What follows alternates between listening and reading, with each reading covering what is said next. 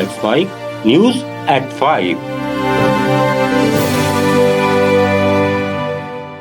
नमस्कार, let's mic में आप सुन रहे हैं न्यूज़ एट 5। बुलेटिन की शुरुआत हम करेंगे आज की सबसे बड़ी खबर से, फिर जानेंगे देश दुनिया और आपके अपने राज्यों तक की बड़ी अपडेट्स। आज की सबसे बड़ी खबर यह है कि करीब 20 साल की राजनीतिक दूरी और संवादहीनता के बाद उद्धव ठाकरे और राज ठाकरे एक मंच पर दिखाई दिए।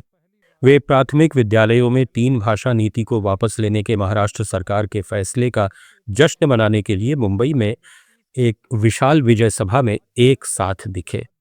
शिवसेना उद्धव और महाराष्ट्र नवनिर्माण सेना की संयुक्त रैली के दौरान भाइयों ने गले मिलकर एक दूसरे को बधाई दी। गौरतलब है कि महाराष्ट्र सरकार ने हिंदी को तीसरी भाषा के रूप में लागू करने के लिए 2 सरकारी प्रस्तावों को रद्द कर दिया है। इसका विरोध हो रहा था। मनसे अध्यक्ष राज ठाकरे ने कहा कि महाराष्ट्र किसी भी राजनीति और लड़ाई से बड़ा है। आज 20 साल बाद मैं और उद्धव एक साथ आए हैं। हम दोनों को साथ लाने का काम जो बाला साहेब नहीं कर पाए, वो देवेंद्र फडणवीस ने कर दिखाया। शिवसेना प्रमुख उद्धव ठाकरे ने कहा कि हम साथ रहने के लिए साथ आए हैं। शिवसेना पक्ष प्रमुख उद्धव साहेब ठाकरे आणि महाराष्ट्र नवनिर्माण सेनेचे अध्यक्ष राजसाहेब ठाकरे हे आता उपस्थित झालेले आहेत।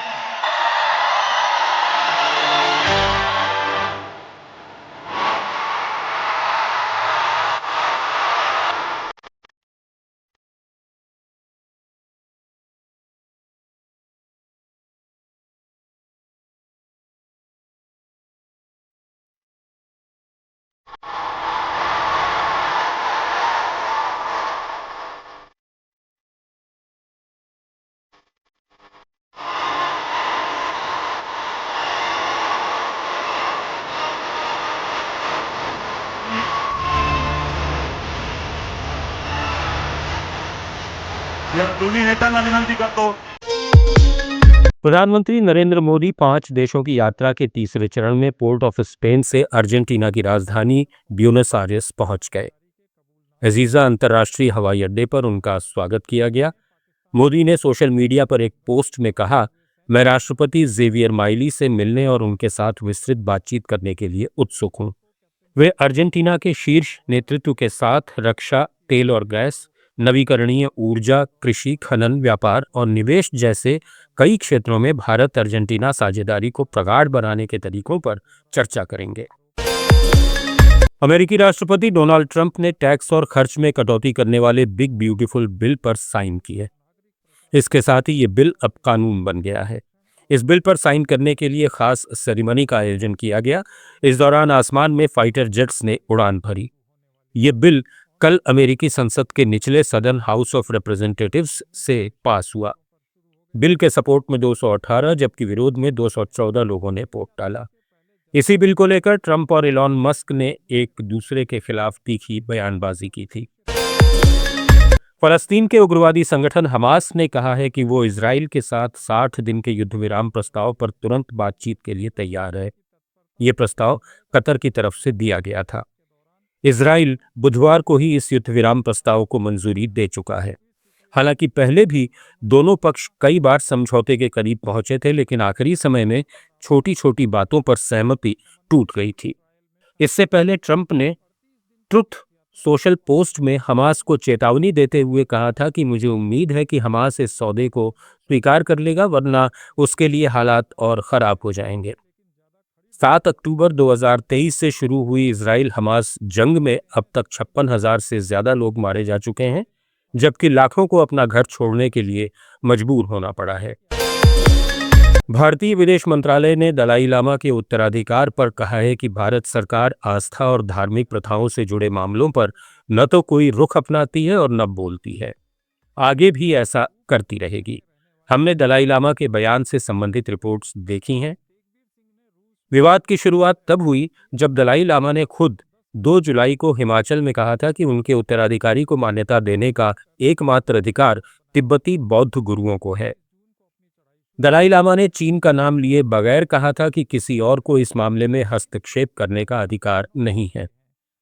भारत के केंद्रीय मंत्री किरेन रिजिजू ने कहा कि दलाई लामा को अपने उत्तराधिकारी चुनने का अधिकार होना चाहिए। इस बयान पर चीन ने नाराजगी जताई और कहा कि तिब्बत से जुड़े मुद्दों पर भारत को सावधानी बरतनी चाहिए। चीन ने यह भी कहा कि दलाई लामा के उत्तराधिकारी को चीन की सरकार की मंजूरी लेनी होगी। पाकिस्तान के पूर्व विदेश मंत्री और पीपल्स पार्टी के अध्यक्ष बिलावल भुट्टो ने कहा कि पाकिस्तान को जैश-ए-मोहम्मद के सरगना मसूद अजहर का ठिकाना नहीं पता है। अगर भारत ये जानकारी दे कि अजहर पाकिस्तान में है तो पाकिस्तान को उसे गिरफ्तार करने में खुशी होगी। मसूद अजहर भारत में 2001 के संसद हमले, 26/11 मुंबई हमले, 2016 के पठानकोट हमले और 2019 के पुलवामा हमले जैसे आतंकी हमलों में शामिल रहा है। संयुक्त राष्ट्र ने उसे 2019 में ग्लोबल टेररिस्ट घोषित किया था। अल जजीरा को दिए एक इंटरव्यू में बिलावल ने कहा कि लश्कर-ए-तैयबा के सरगना हाफिज सईद आज़ाद नहीं है। ये गलत है कि हाफिज सईद आज़ाद है या वो पाकिस्तानी हिरासत में है। कांग्रेस नेता और लोकसभा में विपक्ष के नेता राहुल गांधी ने प्रधानमंत्री नरेंद्र मोदी पर तीखा हमला करते हुए कहा है कि वाणिज्य मंत्री पीयूष गोयल जो भी दावे करें, लेकिन ये तय है कि मोदी दबाव में राष्ट्रपति डोनाल्ड ट्रंप की टैरिफ की शर्तों के सामने घुटने टेक देंगे। गांधी ने सोशल मीडिया प्लेटफॉर्म एक्स पर पोस्ट में गोयल के बयान पर छपी एक खबर की कतरन भी पोस्ट की है। इसमें वो दावा कर रहे हैं कि उनकी सरकार के लिए अमेरिका के साथ व्यापार वार्ता के दौरान यूएस टैरिफ की तय सीमा से ज्यादा महत्वपूर्ण भारत का हित है। सेंट्रल कोलफील्ड्स लिमिटेड के झारखंड के रामगढ़ के कुजू कर्मा कोयलरी में आज सुबह अवैध कोयला खनन के दौरान अचानक चाल धंसने से 4 लोगों की मौत हो गई, जबकि कई के मलबे में दबे होने की आशंका है। घटना के बाद स्थानीय ग्रामीणों में भारी आक्रोश है। वे मुआवजे की मांग को लेकर प्रदर्शन कर रहे हैं। हादसा सीसीएल के लीज एरिया कर्मा परियोजना में हुआ। बताया जा रहा है कि महुआ तुंगड़ी गांव के कई ग्रामीण सुबह कोयला चोरी करने के लिए यहां पहुंचे थे।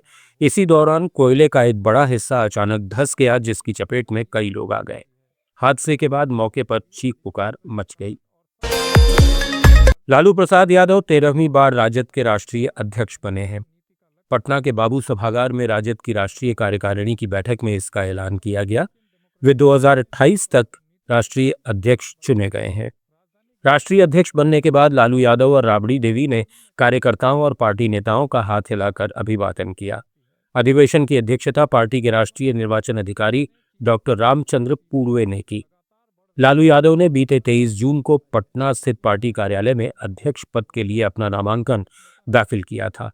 उनके खिलाफ किसी अन्य नेता ने नामांकन नहीं किया। इसके बाद निर्वाचन पदाधिकारी डॉक्टर पूर्वे ने उन्हें निर्विरोध अध्यक्ष घोषित कर दिया था। कार्यक्रम में बिहार के पूर्व उप मुख्यमंत्री और उनके छोटे बेटे तेजस्वी यादव समेत पार्टी के तमाम वरिष्ठ नेता, सांसद, विधायक और प्रदेश भर से आए कार्यकर्ता शामिल हुए। बिहार चुनाव को लेकर सियासत तेज है। इसी कड़ी में केंद्रीय मंत्री और लोजपा नेता चिराग पासवान से पूछा गया कि तेजस्वी यादव या प्रशांत किशोर में से कौन सा नेता बिहार के युवाओं का सबसे अच्छा प्रतिनिधित्व करता है। इसके जवाब में उन्होंने कहा कि समय बताएगा और लोग तय करेंगे कि असली युवा बिहारी नेता कौन है। ये पूछे जाने पर कि क्या प्रशांत किशोर आगामी चुनाव में एक्स फैक्टर हैं, चिराग पासवान ने चुटकी लेते हुए कहा, ठीक है, निश्चित रूप से एक फैक्टर हैं, मुझे एक्स, वाई या जेड फैक्टर का नहीं पता। पासवान ने आगे कहा कि मैं 2020 में एक बार एक्स फैक्टर था, इसलिए मुझे यकीन है कि प्रशांत ये सुनना पसंद नहीं करेंगे, क्योंकि मैंने तब जो प्रदर्शन किया था वे निश्चित रूप से उससे कहीं अधिक सीटें जीतना चाहेंगे जितनी मैंने तब जीती थीं। देश में मानसून की झमाझम बारिश का दौर जारी है। मध्य प्रदेश के 20 शहरों में भारी बारिश हुई। मंडला, सिवनी और बालाघाट जिलों में रेड अलर्ट रहा। जबलपुर में गैस सिलेंडर वाला ट्रक पानी में डूब गया। मंडला में बाढ़ की स्थिति है। टीकमगढ़ में 24 घंटे में 6 इंच पानी गिरा है। राजस्थान में 1 जून से अब तक 167 मिलीमीटर बारिश हो चुकी है, जो सामान्य से 137% ज्यादा है। लगातार मानसून एक्टिव होने से अब एक भी जिला सूखा नहीं है। हिमाचल प्रदेश में लगातार बारिश तबाही मचा रही है। उफनती नदियों से 14 पुल बह गए हैं। प्रदेश की 500 सड़कें पूरी तरह से बंद हैं। कांगड़ा, मंडी, चंबा और शिमला जिलों में भारी बारिश के चलते बाढ़ और लैंडस्लाइड से 69 लोगों की जान चली गई। सबसे बुरी स्थिति मंडी जिले में है, जहां 17 लोग मारे गए और 40 अभी भी लापता हैं। उत्तर प्रदेश में भी तेज बारिश जारी है। वाराणसी का रत्नेश्वर महादेव मंदिर गंगा में आधे से ज्यादा डूब गया। गंगा का जलस्तर 62.63 मीटर दर्ज किया गया। जम्मू कश्मीर के रामबन में अमरनाथ यात्रा काफिले की कई बसें आपस में टकरा गईं, जिससे 36 अमरनाथ तीर्थयात्री घायल हो गए। अधिकारियों ने बताया कि घटना जम्मू श्रीनगर राष्ट्रीय राजमार्ग पर चंद्रकोट के पास सुबह करीब 8 बजे हुई। बसें जम्मू के भगवती नगर बेस कैंप से दक्षिण कश्मीर के पहलगाम जा रहे काफिले का हिस्सा थीं। अधिकारियों के अनुसार दुर्घटना तब हुई जब बसों में से एक का ब्रेक फेल हो गया, जिससे वो काफिले में शामिल अन्य वाहनों से टकरा गई। यात्रा के बारे में जानकारी देते हुए अधिकारियों के मुताबिक 6,979 तीर्थयात्रियों का चौथा जत्था 2 अलग अलग काफिले में तड़के 3:30 बजे से 4:05 के बीच भगवती नगर आधार शिविर से रवाना हुआ। केंद्र सरकार ने नेशनल हाईवे पर टोल टैक्स में 50% तक की कटौती की है। ये कटौती विशेष रूप से उन हाईवेज पर हुई है जहां ब्रिज, टनल, फ्लाईओवर या एलिवेटेड स्ट्रेच मौजूद हैं। यहां यात्रा करने के लिए अब कम टोल चुकाना होगा। इससे सफर की लागत घटेगी। सीबीआई ने रावतपुरा सरकार के भ्रष्टाचार के मामले में इंडेक्स मेडिकल कॉलेज के चेयरमैन सुरेश भदौरिया और यूजीसी के पूर्व चेयरमैन और डीएडब्ल्यू के पूर्व कुलपति डीपी सिंह को आरोपी बनाया है। सीबीआई ने माना है कि भदौरिया फर्जी तरीके से कॉलेजों को मान्यता दिलाने और रिव्यू कराने में सक्रिय भूमिका निभा रहे थे। इसके बदले मोटी दलाली भी वसूल रहे थे। जांच एजेंसी ने एफआईआर में इसका जिक्र किया है। मेडिकल कॉलेज को मान्यता देने के कांड में सीबीआई का शिकंजा अब कसता जा रहा है। इस मामले में रावतपुरा सरकार उर्फ रविशंकर महाराज के साथ ही 35 नामजद के खिलाफ केस दर्ज है। इन सभी पर भ्रष्टाचार का आरोप है। छत्तीसगढ़ के बीजापुर जिले के नेशनल पार्क एरिया में पुलिस और नक्सलियों के बीच बीती रात से रुक रुक कर मुठभेड़ चल रही है। जवानों ने एक माओवादी को ढेर कर दिया है।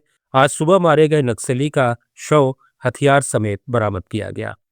बस्तर एसपी सुंदरराज पी ने मुठभेड़ की पुष्टि की है। उन्होंने कहा कि ऑपरेशन जारी है, जल्द ही पूरी जानकारी दी जाएगी। फिलहाल आज भी रुक रुक कर गोलीबारी चल रही है। बिहार के पटना में एक अज्ञात बाइक सवार हमलावर ने प्रमुख व्यवसायी गोपाल खेमका की गोली मारकर हत्या कर दी। इससे 7 साल पहले उनके बेटे गुंजन खेमका की भी इसी तरह हत्या कर दी गई थी। राज्य के सबसे पुराने निजी अस्पतालों में से एक मगध अस्पताल के मालिक खेमका पर बीती रात उस समय गोली चलाई गई जब वे पौष गांधी मैदान इलाके में अपने आवास पनाश होटल के पास एक अपार्टमेंट के पास अपनी कार से बाहर निकले थे। हत्याकांड के बाद आज सुबह बिहार के मुख्यमंत्री नीतीश कुमार ने कानून व्यवस्था को लेकर हाई लेवल बैठक की, जिसमें बिहार के डीजीपी समेत सीनियर पुलिस अधिकारी शामिल रहे। सीएम ने दोषियों की पहचान करके सख्त कार्रवाई करने के निर्देश दिए हैं। पीएनबी घोटाले के आरोपी नीरव मोदी के भाई निहाल मोदी को अमेरिका में गिरफ्तार कर लिया गया है। अधिकारियों ने बताया कि ये गिरफ्तारी 4 जुलाई को हुई। ईडी और सीबीआई ने निहाल के प्रत्यर्पण की अपील की थी। निहाल की जमानत पर सुनवाई 17 जुलाई को नेशनल डिस्ट्रिक्ट ऑफ होनोलुलु में होगी। अमेरिकी न्याय विभाग ने इस गिरफ्तारी की पुष्टि की है। अमेरिका में एलएलडी डायमंड्स के साथ धोखाधड़ी के अलावा निहाल मोदी पर 13,600 करोड़ रुपए के पीएनबी घोटाले में शामिल होने का भी आरोप है। ईडी और सीबीआई की जांच में पता चला है कि निहाल ने नीरव मोदी की मदद में अहम भूमिका निभाई थी। फर्जी कंपनियों का इस्तेमाल करके गैर कानूनी पैसे को भी छिपाया गया था। न्यूज़ एट 5 में फिलहाल इतना ही। बने रहिए लेट्स माइक के साथ। आप सुन रहे थे let's mike more than radio. Follow कीजिए हमें हमारे सोशल मीडिया प्लेटफॉर्म्स पर। It's time for news. It's time for more than radio. Presenting the first radio news app, Let's Mic.